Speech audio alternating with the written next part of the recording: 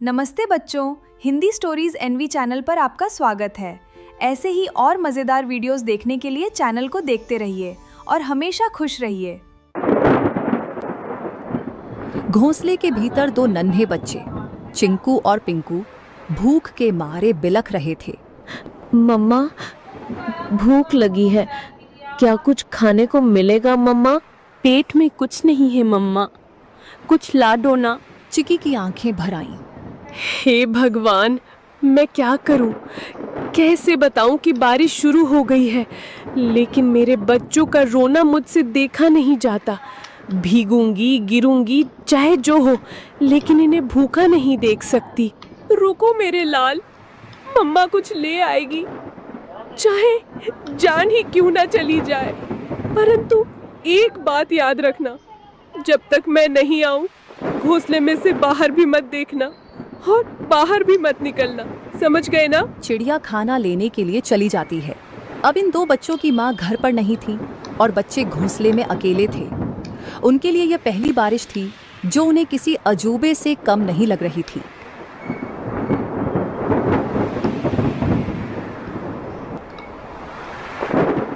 चिंकू बार बार गर्दन बाहर निकालकर देख रहा था।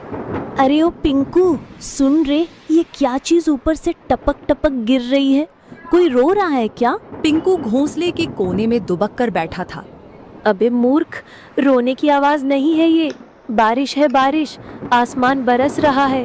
पर ये आवाज कितनी डरावनी है। और पानी, इतना सारा पानी कहाँ से आता है रे? मत देख बाहर, मम्मा ने कहा था बिजली चमकी तो घोंसले समेत भस्म हो जाओगे। चिंकू सहम गया।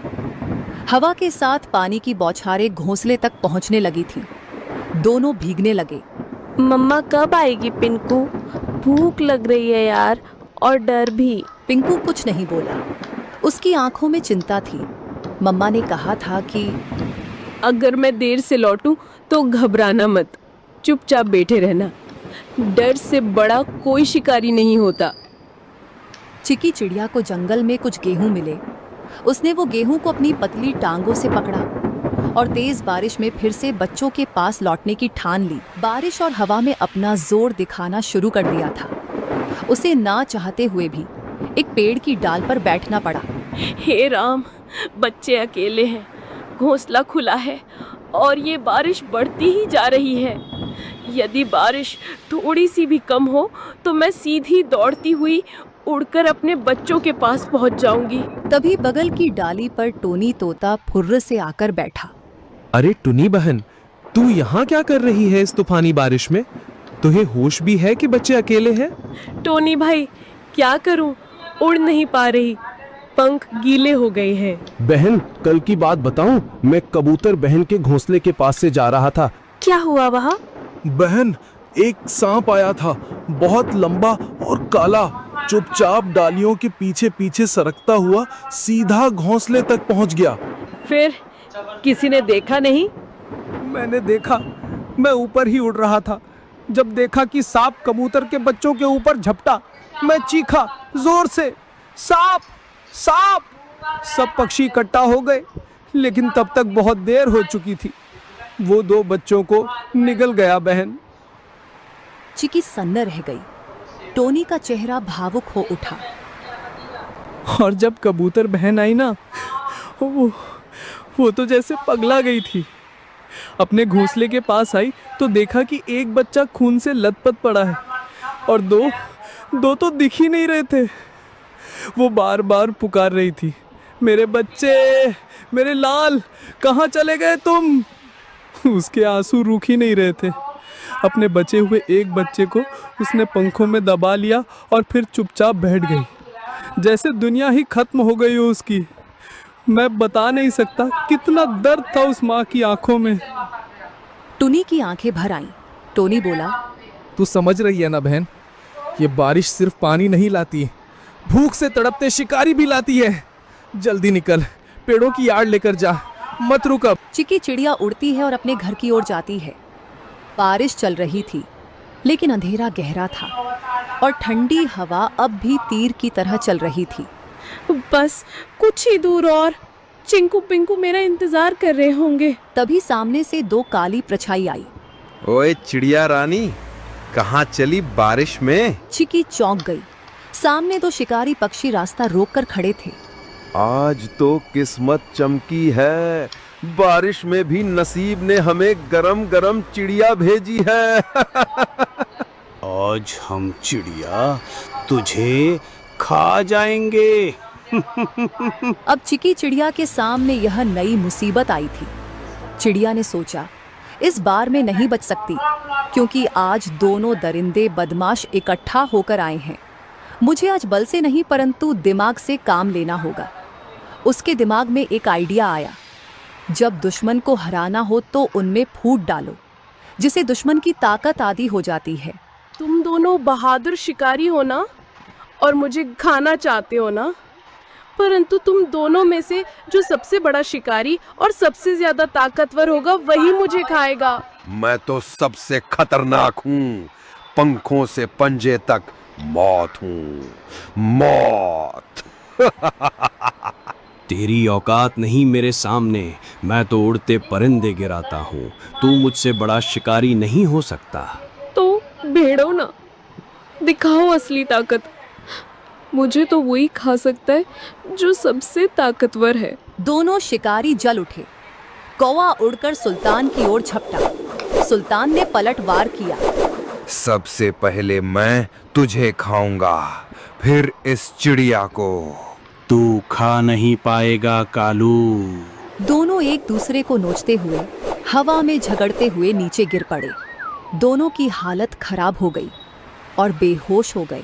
चिकी इसी मौके का फायदा उठाते हुए चुपचाप वहां से जल्दी उड़ते हुए निकल गई। उसके मन में एक ही बात थी, बच्चों तक पहुंचना है, बस अब देर नहीं। चिंकू और पिंकू कांपते हुए बैठे थे। बारिश अब थम चुकी थी, लेकिन डर अब भी घोंसले में था। तभी हवा में एक जानी पहचानी गंध आई। चिंकू, मेरे पिंकू, मैं लौट आई। मम्मा, हम कब से राह देख रहे थे कि आप कब आएंगी। मेरे लाल, तुम दोनों ठीक हो ना? डर तो नहीं लगा? बहुत डर लगा मम्मा, बिजली भी चमक रही थी। चिंकू बार बार बाहर देख रहा था, मैं तो कह रहा था ना जल जाएगा। बेटा, कभी कभी डर जरूरी होता है, लेकिन बहादुरी ये है कि डर के बाद भी टिके रहो। तुम दोनों ने बहादुरी दिखाई। पंखों में छुपाए हुए गेहूं को निकालकर मजेदार खाना बनाया और बच्चों को दिया। बच्चों ने भूख के कारण खाना खा लिया। अगली सुबह बारिश तो रुक चुकी थी, लेकिन घोंसले में सन्नाटा था। सूरज की हल्की रोशनी घोंसले में पड़ी तो चिकी ने देखा चिंकू एक कोने में पड़ा कांप रहा था। उसकी आंखें आधी खुली थी और शरीर तप रहा था। चिंकू, ओ बेटा, क्या हुआ तुम्हें? मम्मा, बहुत गर्मी लग रही है, पूरा बदन चल रहा है। हे भगवान, बुखार इतनी तेज, अब मैं क्या करूं? मम्मा, चिंकू को क्या हो गया? ये तो बोल भी नहीं पा रहा है ठीक से। चिकी ने खुद को संभालने की कोशिश की, लेकिन उसकी आंखों में आंसू भर आए। तू ठीक हो जाएगा बेटा, मम्मा यहीं है, कुछ करेगी, कुछ जरूर करेगी। उसने चिंकू को अपने पंखों में लपेट लिया। दिन भर वो उसके पास बैठी रही, चिंकू को साल भी दे दी। अगली सुबह जैसे ही सूरज निकला, टुनी को पिंकू की हल्की खांसी सुनाई दी। मम्मा, मुझे भी कुछ अजीब लग रहा है, सर भारी है। नहीं, अब तू भी? ये क्या हो रहा है मेरे बच्चों को? हे भगवान, मैंने कौन सा पाप किया? भूख मिटाने चली तो बारिश आई, बारिश में निकली तो शिकारी आए, और शिकारी से बचकर आई तो अब ये बुखार। क्या मेरी ममता की परीक्षा ले रहे हो तुम? पिंकू और चिंकू दोनों अब मम्मा के पंखों के बीच पड़े कराह रहे थे। चिकी का मन टूटा हुआ था, लेकिन आंखों में अब भी एक जिद थी। नहीं, मैं हार नहीं मानूंगी। मैं माँ हूँ, और माँ कभी घोंसले में बैठकर अपने बच्चों को यूं मरता नहीं देख सकती। अगर इनको बचाना है तो मुझे लड़ना होगा, बीमारी से भी, अकेलेपन से भी, और इस जंगल की बेरहमी से भी। लेकिन उसके मन में एक सवाल लगातार घूमता रहा। क्या ये कल सुबह मेरी गोद में होंगे? चिकी अपनी घोंसले से उड़कर जाती है। उसकी आंखों में नींद नहीं थी, सिर्फ चिंता, सिर्फ डर। वो सीधा टोनी तोते के पेड़ के पास पहुंची। टोनी भाई देखो ये क्या हुआ? अरे टुन्नी बहन, इतनी सुबह सुबह क्या हुआ? तेरी हालत क्यों बिगड़ी हुई लग रही है? मेरे दोनों बच्चे बीमार हैं टोनी। पहले चिंकू को बुखार आया, अब पिंकू को भी। रात भर तप रहे थे दोनों, मुझसे देखा नहीं जा रहा। कुछ कर यार, कोई उपाय बता। रुक, सुन, मुझे याद है जंगल के उस पार एक चूहा डॉक्टर है, बहुत समझदार। सब उसे डॉक्टर चिंटू कहते हैं। चल, अभी चल। बिना वक्त गवाए दोनों उड़ चले। जंगल के भीतर झाड़ियों के पीछे एक पुराना सा बिल था। बाहर लगे बोर्ड पर लाल निशान से पता चल गया, यही डॉक्टर का घर है। डॉक्टर साहब, जल्दी बाहर आइए। एक माँ के बच्चे बीमार हैं, बहुत बुरे हाल में हैं। कुछ पल बाद डॉक्टर चिंटू बाहर आए। कितने दिनों से बीमार है? 2 दिन से, लेकिन रात में हालत और बिगड़ गई। ले चलो मुझे, मैं खुद देखूंगा। कुछ देर में तीनों घोंसले पर पहुंचे। डॉक्टर ने बच्चों को चेक कर लिया। ये साधारण बुखार नहीं है, ये वायरल है। बच्चों के शरीर में लड़ने की ताकत नहीं बची है। तो क्या ये मर जाएंगे? मैं कुछ नहीं कह सकता। मैं दवा दूंगा, अगर ऊपर वाले ने चाहा तो बच जाएंगे, पर मैं कोई गारंटी नहीं देता। तुम तो डॉक्टर हो, तुम्हारे पास उम्मीद होनी चाहिए। मैं दवा दे सकता हूं बहन, चमत्कार नहीं। जब शरीर साथ नहीं देता तो दवा भी हार जाती है। अब ये तेरी ममता और भगवान की मर्जी पर है। चिकी जानती थी अब उसके हाथ में कुछ नहीं बचा था। वो निकल पड़ी एक उम्मीद में। वो जा रही थी उस पेड़ की ओर जो जंगल के बीचों बीच सबसे ऊंचा था। एक ऐसा स्थान जिसे पक्षी शांत शिखर कहते थे। वहां कोई शिकारी नहीं आता, न चीलें बैठती हैं, न कौवे मंडराते। ये कोई आम डाल नहीं थी, ये वो जगह थी जहां आकाश और आत्मा एक हो जाते हैं, जहां हर पत्ता, हर हवा, हर किरण साक्षात ब्रह्मांड की भाषा बोलती है।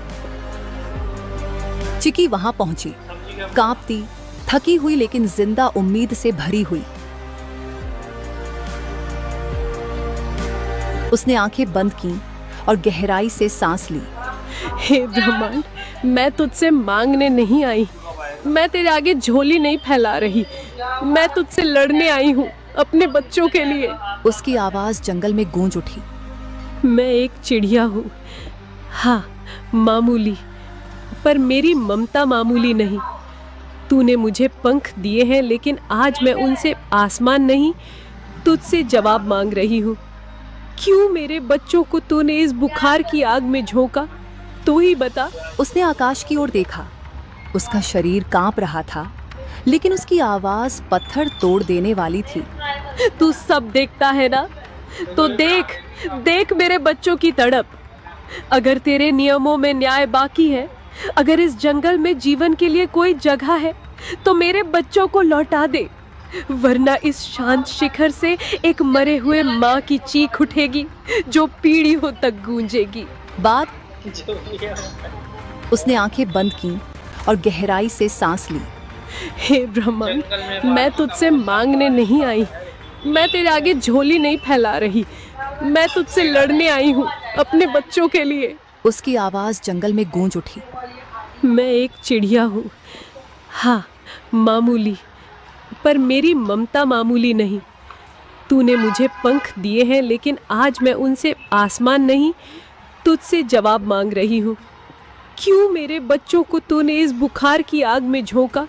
तू ही बता। उसने आकाश की ओर देखा। उसका शरीर कांप रहा था, लेकिन उसकी आवाज पत्थर तोड़ देने वाली थी। तू सब देखता है ना, तो देख देख मेरे बच्चों की तड़प।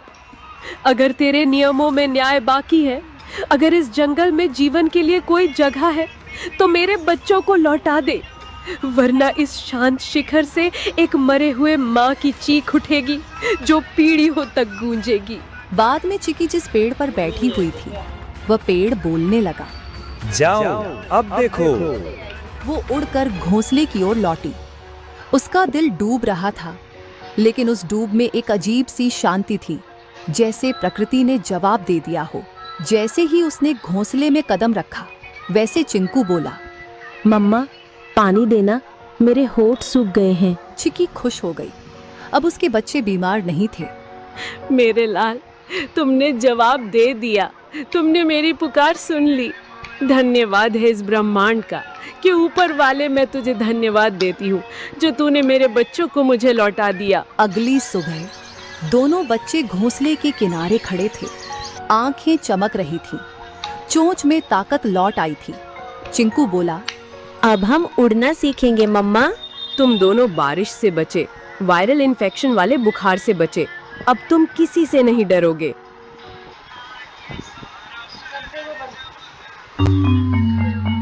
नमस्ते बच्चों, हिंदी स्टोरीज एनवी चैनल पर आपका स्वागत है। ऐसे ही और मज़ेदार वीडियोस देखने के लिए चैनल को देखते रहिए और हमेशा खुश रहिए। वीडियोस बनाने हैं फिल्मोरा है ना।